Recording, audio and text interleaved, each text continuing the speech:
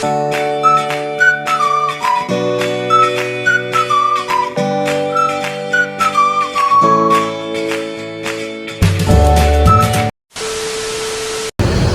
morning mga kapatid. Nandito pa tayo sa Agulin, Bulacan, kung saan maraming lilindang isda at ito ang bagsakan ng mga isda na nagagaling sa dagat mga kapatid. So nandito pala tayo sa lugar ni Mr. Richie Mendoza. Ito mga kapatid, ano lang to, bagong pan-share lang to. Nasabihan siya ng mga kaibigan niya na mag-ibon-ibon muna siya para balibang-libang siya para iwas stress. At eto, hindi natin alam kung talagang may stress. At eto mga kalapatid, nagpagawa siya sa akin ng lock. Ang size is 9 by 16 mga kalapatid. Dito pala mga kalapatid, meron na siyang wall.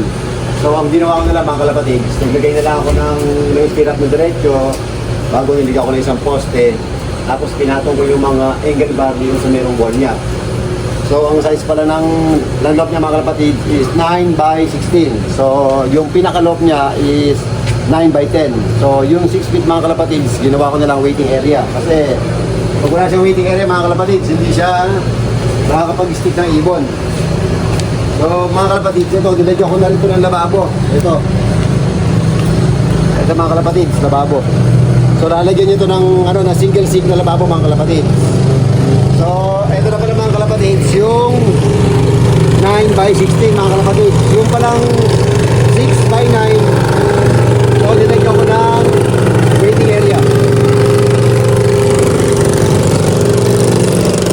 Yung palang 6 by 9 mga kalapatid, dinagyan ko ng waiting area. Ito, so may mga sobra pa tayong materials na konti lang. Dinagyan ko na silang upuan. Tapos ito ko silang upuan dito.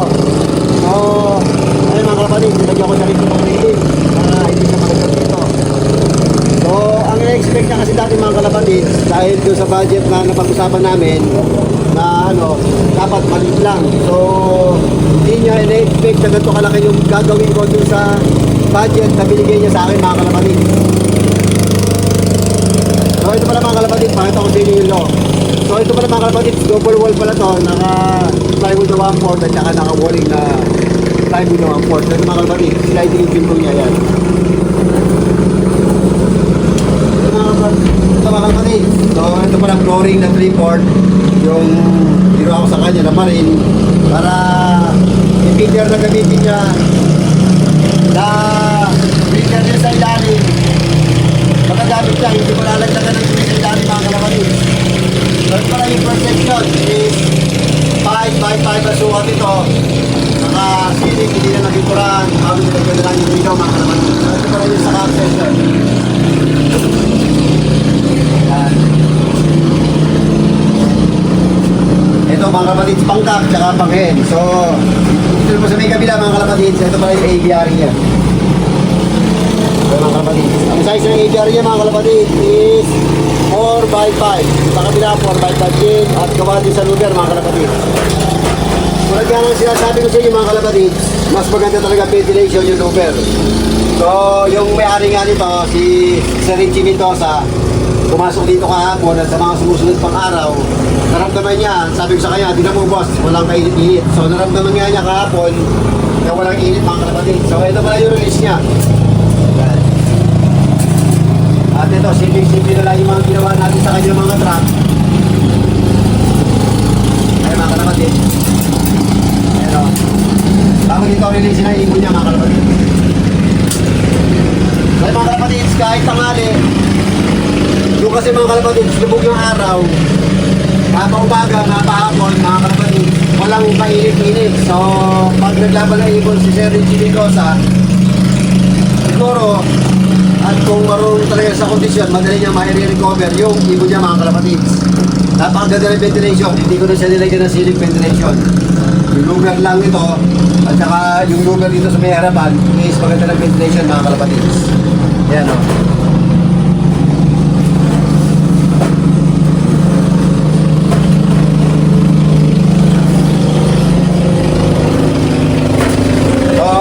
Mga kapatid, papakita ko yung trapping sa inyo.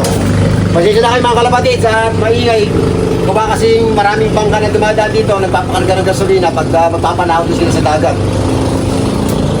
Kasi mga kalapatid, Ito pala yung double tracking niya mga kalapatid. Kaya no. Kaya, ang trap pala yung mga kapatid, ginawa ko sa kanya 1/4 na stainless na 202. Hindi ako gumagawa nung mga bakal kasi sobrang ingay mga kalapatid. Kaya at yung ilalim niya, nilagyan ko na rin ng kisame para hindi makapagpasok yung ibon doon sa may kabila mga kalapatid. So ito pala yung aviary niya. Kung matatanong ninyo mga kalapatid, medyo maingay dito sa lugar na to.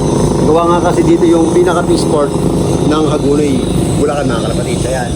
Nandyan yung gasolinahan nila, kung gusto nila magpakarga, saka pag magpapagtak ng race na, ayan mga kalapatid. Kaya medyo maingay at pasensya na kayo mga kalapatid kung hindi nyo ganong maintindihan yung sinasabi ko mga kalapatid.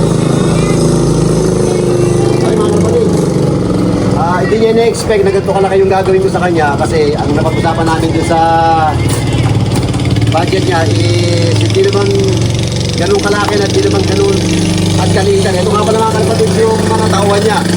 Ito nga pala yung nag-a-assist sa amin ng merienda. Ito nga pala yung bata-bata ni Sir Ricky Mendoza. Every morning at lunch, hinahati na kami ng pagkain. Maraming salamat po. Sige rin po. Sige na po.